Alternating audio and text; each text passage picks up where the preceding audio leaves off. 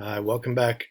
So today we will be looking at how to write a paper about literature, and there are two options for this paper. Essentially, one is a literary option, the other is a rhetorical option. And there are two texts that you can choose to look at. Let's go back to the syllabus here for one moment. You can choose either George Lamming's In the Castle of My Skin, which is a classic West Indian novel. They're both really coming of age novels, Bildungsromans. Let's see. So in the George Lamming In the Castle of My Skin option, when it talks about option one and ethical moral positions, what it's talking about here is the critical thinking lecture. And ethical or moral positions,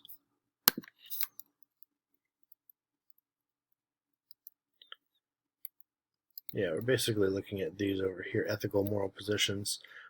These would be on page 114 and 115 in this. There are other types of ethical positions, but that's what it's referring. That's what that's referring to there when it talks about. So we're looking at basically identifying the main characters in the novel, base a body paragraph off of each character, and associate them with a moral or ethical position. Show evidence.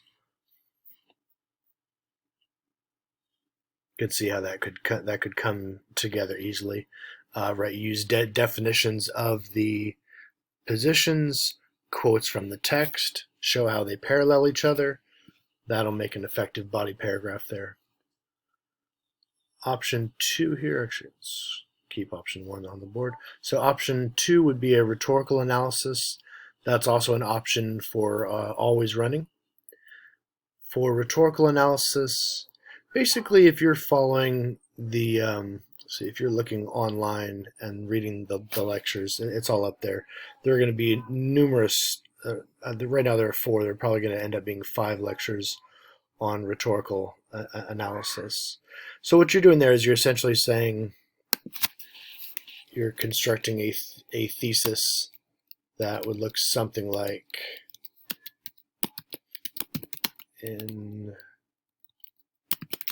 let's say in the novel, since otherwise it would be in the Castle of My Skin. That's going to sound awkward. So in the novel, Lamming uses, and I'm going to see, what do we have? We have biblical allusions, metaphors,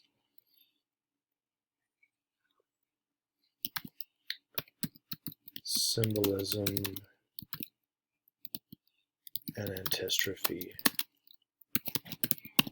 to express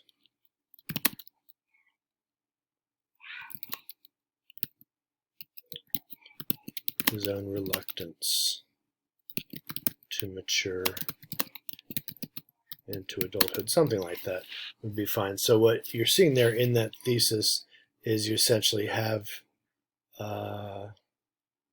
should have 3 parts, although my tag isn't very good. You'll look at my other examples, they're much better. It should probably say in the Castle of My Skin, or in the Castle of My Skin, but that sounded awkward to write, so I'd probably have to work on how to phrase that. But you have your tag, title, author, genre, devices, and message. If your thesis includes those 3 points, it's pretty good. And it should set your rhetorical analysis up in the right direction. Let's see. And there are many lectures on that in there, on our Canvas page. Option 3, the stages of knowing, and makes another direct reference to the critical thinking lecture. The stages of knowing are something that are gone over on 112. The stages of knowing, Garden of Eden, anything goes, thinking critically, and it's kind of like, also like a person matures. You have stage 1 is that very, childlike innocence, and stage 2 is like kind of teenage years, and stage 3 is, the more mature, more fully formed human being. So in option 3, you're going to look at those different stages of knowing and say, where is the main character in all of this? And does he change? Does he progress? Does he go along with these different stages and end up knowing something more than he knew at the beginning? Option 4, what critical thinking strategies do the boys use in chapter 3? Okay, so this is a great passage, a great part of the book. I mean, it explains it right there. There's a discipline issue at the school.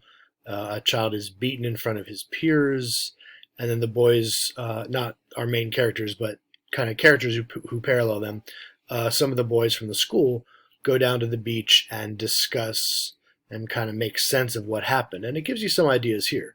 Like, what are the strategies, the logical, critical thinking strategies that they're using there? And those are gone over in, no, not this one, in the other lecture, in the critical thinking lecture. So if you're looking at our table of contents here, you'll see the things that it goes over in here, right? Induction, like inductive, deductive reasoning, syllogisms, fallacies, ethos, pathos, logos, propositions. These are the types of things that you're going to want to look for if you're doing that option. You'll see those in that chapter, in the different things that the boys say. Gives you some suggested readings there, and then 2 options for always running. So one is a rhetorical option. And again, in the rhetorical option, the purpose is to say, how does the author get the message across? How do they use different rhetorical strategies and devices to get their message across? And you could even throw in a third option, which would be like a standard literary analysis as well. But the other option here I've pointed out that I think is a really interesting angle is to take passages from L.A. Noire, which is this fantastic book by John Bunton. I usually have it right here on the shelf. Let me see.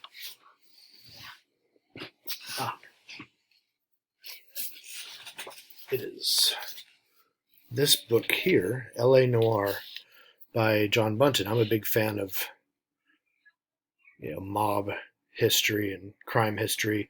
What's interesting is that this does more than just that.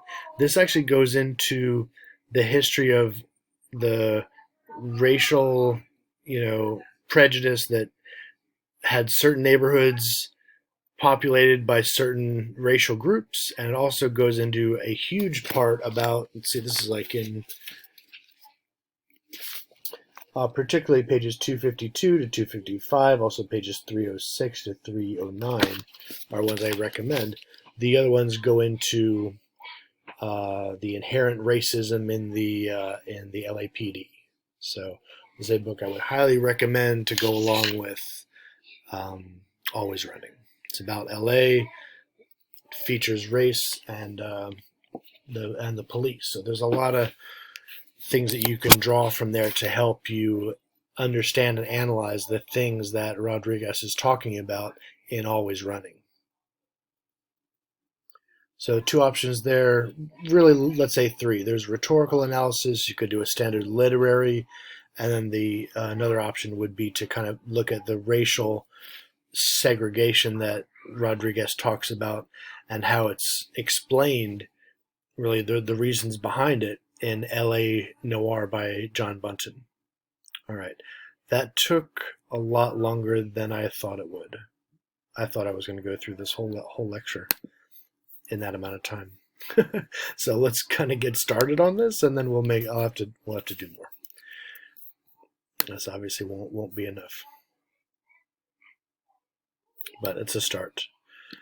Okay, so basically, when you're writing a literary analysis, or let's take a step back. If you're writing a rhetorical analysis, you want to use a lot of the lecture material provided to you for Essay 3. This is Essay 4. You could write a rhetorical or a literary analysis. If you're writing a literary analysis, basically it can be summed up like what you're doing in this sentence. This is from the great new textbook, They Say, I Say, right? Not brand new, but it's a few years old now. Because literary authors don't tell us explicitly what the text means, it's always going to be arguable, and it is your task in writing about a literary work. Your task is to argue for what you think it means. That's a really good definition of a literary analysis. That's what you do in literary analysis. You essentially just make an argument for what the text means.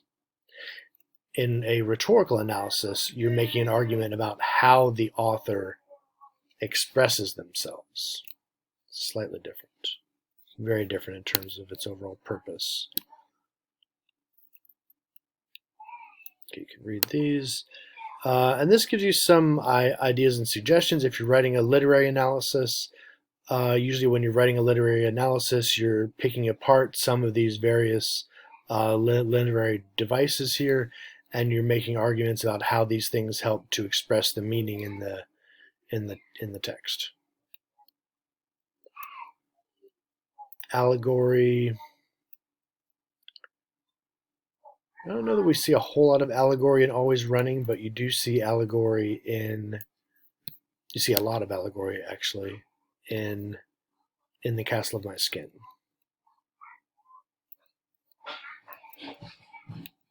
Okay, let's go past allegory. Okay, diction is about word choice. This is a great thing to look for. Whether you're doing rhetorical or literary analysis, you can gain a lot from diction, and that means basically word choice, right? The type of words that people use tell you a lot about their tone, for example.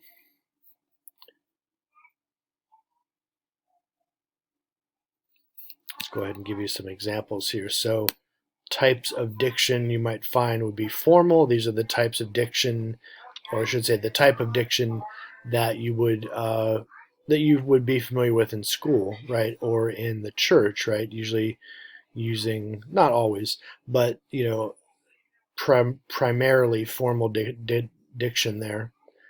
Informal diction, family, friends, text messages. Colloquial language is language that is basically reserved to a certain field or area. Like, for example, if you're a contractor, my family are contractors. They have whole languages of how they speak. Same with if you're a doctor or myself, a surfer skater person. There's language. Like swells and wipe out or whatever, or like if you're a skater, ollie, right? That's a colloquial diction. If you're a doctor, like I don't know, maybe says something like DOA, right? Dead on arrival would be like a colloquial diction. And then there's of course slang. And then it gives you some examples here: formal diction, informal diction, and gives you an exercise here to look through Always Running to look for different types of diction. In terms of figurative language, there are lots of these. There's metaphor, simile, hyperbole, personification. I really just go over metaphor here to save space, but there are lots of different types of figurative language that you can look for. Metaphors are used as comparison. This is when you're saying something is something else, even though they are not the same thing. You're essentially trying to draw parallels between the two things. Let's see if this example here is helpful. Her eyes. This is from the Mysteries of Harris Burdick by Van Allsburg. Her eyes are the blankness of a tall stone cliff worn away by a raging gray sea. Yeah, I forgot how great that is. That's brilliant. That's outstanding. Her eyes are, so it gives you that classic metaphor by saying one thing is something else. Her eyes are not a blankness of tall stone, a cliff worn away by a raging gray sea, but it's like that. And that's one of the best ways to describe that is through a metaphor, where you're saying it is this. That's what a metaphor is. That's the power of a great metaphor. Or Kate Chopin's The Awakening, right? The